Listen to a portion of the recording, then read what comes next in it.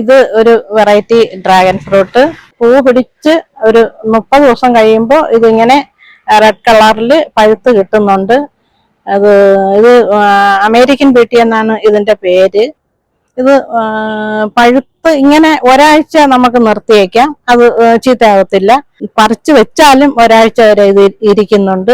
ഇതെനിക്കിപ്പം നിറയെ കിട്ടി, എല്ലാ സ്ഥലങ്ങളിലും ഉണ്ട്. എന്നാലും ഇങ്ങനെ ടെറസിലൊക്കെ ഇങ്ങനെ ഈ വളരെ സിമ്പിളായിട്ടൊക്കെ നമുക്ക് ടെറസിൽ ചെയ്യാൻ പറ്റും എന്നുള്ളതിനൊരു തെളിവാണ് ഈ ഡ്രാഗൺ ഫ്രൂട്ട്. നല്ല ഭംഗിയാണ്, കഴിക്കാനും അതുപോലെ ടേസ്റ്റിയാണ്.